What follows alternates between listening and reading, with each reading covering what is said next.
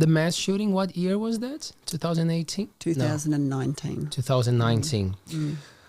Where were you just before that? What were you doing? I was on a plane. So we had moved up here. We were building a house. We were partway through the build. Our oldest son was still living in our house in Christchurch. He was working, studying to travel. So we'd moved up here. We were staying at Rings Beach, renting a place. And I was going backward and forward.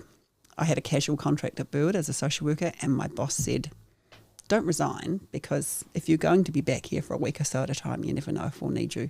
And I was going backward and forward. And I left here on Friday, that 15th. And I landed to missed phone calls from my husband. I was like, that's weird. He must know I've been in the air. And he was like, you have to call me before you leave the airport. And I was like, okay. Yeah. And so, I was up in the air, and I landed at Christchurch Airport. And he was like, a friend was leaving her car at the airport for me. And my route home to Redcliffs would have gone either past Deans Ave or past Linwood. That was the two routes home. He said, you can't go home the normal way. And I was like, why not? He goes, well, it's been the shooting. I'm like, what? What do you mean a shooting? He goes, well, there's been this, they think it's a terrorist. I was like, oh, okay, I'll just go to Linwood Ave. He went, no, you can't go that way. There's been a shooting there too. And I was like, well, what? And I started looking around, and I could see quite intense conversations happening around me. It's like, okay. He said, just check what's going on before you go home. So I rang my son, and he'd been sent home from work because the minute it became apparent to some really lovely person that the police were all busy, they had essentially done a raid where he was working, and they'd gone into a landscaping area and filled up their truck and then just done a drive off. And so his worker said, look, this clearly we've got issues, you need to go home. And I rang him, and I said, look, I'm on my way home. And his voice, the fear, he said, Mum, you can't drive home, you'll get shot. I said, no, I'm not going to get shot. He goes, no, because initially they thought there were several gunmen. Yeah.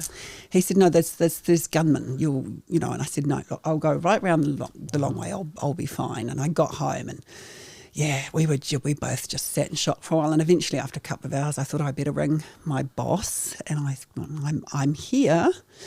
Do you think you'll need me? And she's like, oh, yeah. So I started on the Monday at the crisis centre. And after a few days, I went to see my boss. So I just basically went into the crisis centre and did 3 days there. Then on the 4th day, I thought I'd pop along. And what was the work that you were doing?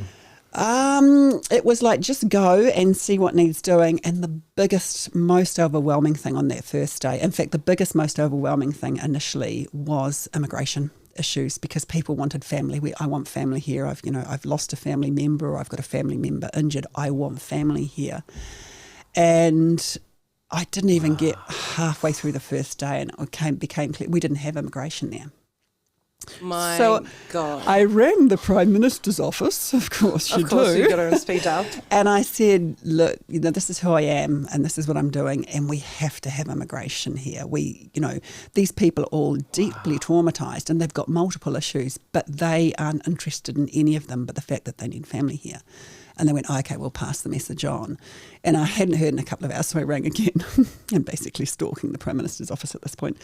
And I said, look, it's me again. They went, look, the Prime Minister said you have been heard, and we'll get onto it. So the next day they actually moved the crisis centre from Hagley, the school there, but that's by Hagley Park, and they moved us to the sort of botanical horticultural centre, I think it was. And sure enough, the next morning, the first people that arrived were these immigration dudes in suits. And they were like, oh, apparently you need us. It's like, oh, yes, we so need you. And, that was the biggest thing. People wanted family with them. And, of course, that was an immigration nightmare. Yeah. So once they got immigration on the ground, then we got all the other agencies in. And fairly intense first few days, though. Also because in a disaster,